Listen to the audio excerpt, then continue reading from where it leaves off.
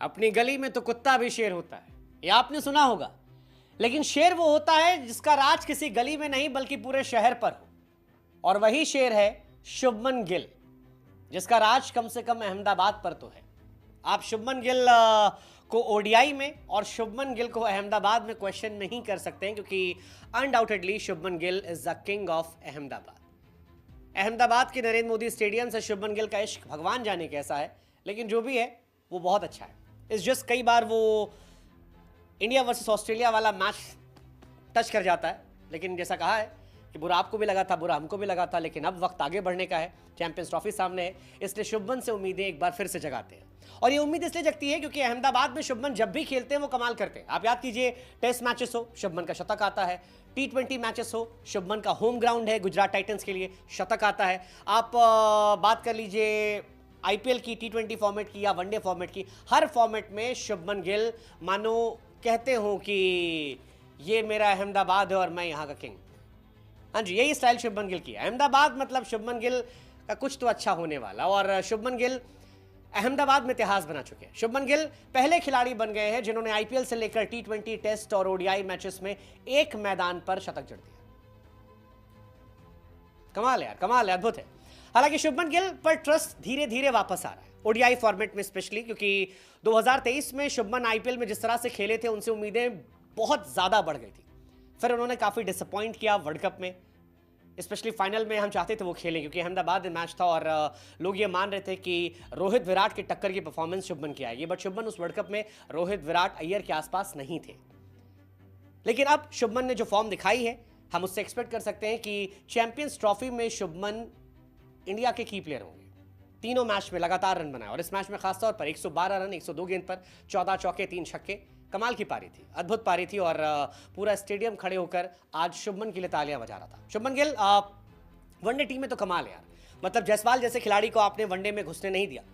बहुत tough competition था, अगर उस मैच में जायसवाल चल जाते तो जायसवाल अपना दावा पक्का कर लेते। लेकिन शुभमन में एक जो सबसे अच्छी खूबी है जो मुझे पर्सनली लगती है वो ये कि शुभमन प्रेशर में हमेशा परफॉर्म कर लेते हैं, खासतौर पर वो प्रेशर जब उनकी पोजीशन को लेकर हो। आप याद कीजिए ईशान किशन ने दोहरा शतक लगाया था, शुभमन गिल की पोजीशन को लेकर क्वेश्चन हो रहे थे कि दोहरा शतक लगाने के बाद ईशान किशन को बाहर बैठा दिया गया, शुभमन कैसे आए। लेकिन फिर शुभमन 2023 में आए, दोहरा शतक लगाया वनडे में, और कई ताबड़तोड़ पारियां खेली, और ये बताया कि मेरे आसपास कोई नहीं है। सेम कहानी इस बार उन्होंने सीरीज में भी की है। जायसवाल से तगड़ा कंपटीशन था, जायसवाल उनसे T20 में टेस्ट में बेहतर बल्लेबाज बनकर आए थे, लेकिन ओडीआई में शुभमन ने कहा नहीं, ये मेरा फॉर्मेट है और यहाँ पर नंबर 1 मैं रहूंगा और यहाँ पर मुझे टिकने दो। और पहले मैच में 87, दूसरे मैच में 60 रन और तीसरे मैच में 112 रन।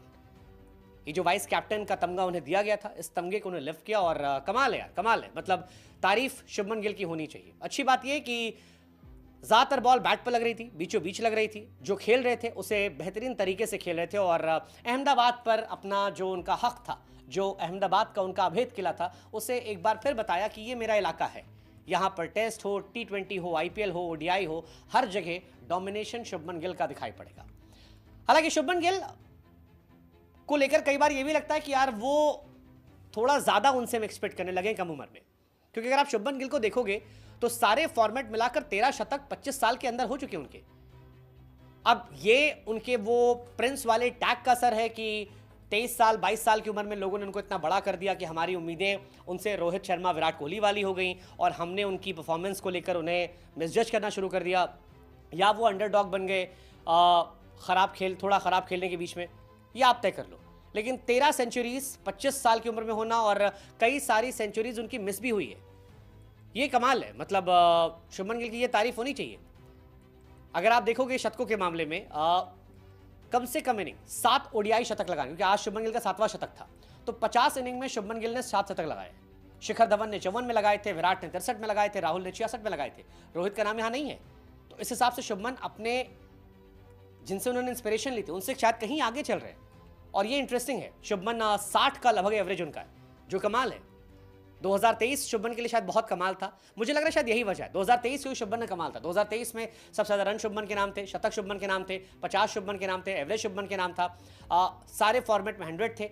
इसलिए शायद 2024 में जब थोड़ी परफॉर्मेंस डाउन हुई ओडीआई क्रिकेट में, तो हमने बहुत सारे तंज तलवार उन पर खड़ी कर दी। आईपीएल में शायद वो 2023 वाला इंपैक्ट नहीं दिखा 24 में, शायद इसलिए, लेकिन ज्यादा जज हो गया। बट स्टिल शुभमन गिल का ओडीआई रिकॉर्ड फैंटास्टिक है। 50 इनिंग, 2587 रन, 60 का एवरेज, 101 का स्ट्राइक रेट, 7 शतक, 15 अर्धशतक, 208 हाईएस्ट। सारे बॉक्सेस को वो टिक करते हैं और सबसे अच्छी बात है कि उनकी उम्र सिर्फ 25 साल है। शुभमन की मास्टर क्लास का असर है कि जायसवाल को अभी और इंतजार करना पड़ेगा। अगर आप 2022 से सबसे ज्यादा इंटरनेशनल सेंचुरीज भी देखोगे, हम और आप लगातार बात करते हैं जो रूट की कि जो रूट ने इतना परफॉर्म किया, बट शुभमन के नाम भी 13 शतक है, जो रूट के नाम भी 13 ही शतक है। इंटरेस्टिंग है। बाकी अहमदाबाद में उनके रिकॉर्ड पे क्या ही जाए, इतने रिकॉर्ड है क्या कहें।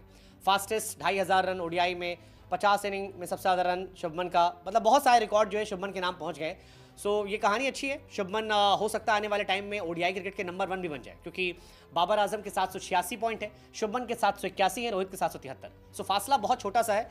ऐसा हो सकता है कि चैंपियंस ट्रॉफी में अगर रोहित या शुभमन अपनी फॉर्म को बढ़ाते हैं तो न सिर्फ इंडिया ट्रॉफी जीत सकती है, बल्कि रोहित या Shubman number 1 international ODI player बन सकते हैं। क्या होगा क्या नहीं होगा पता नहीं, लेकिन फिलहाल जो एक चीज़ है वो ये है कि शुभमन गिल किंग ऑफ अहमदाबाद है।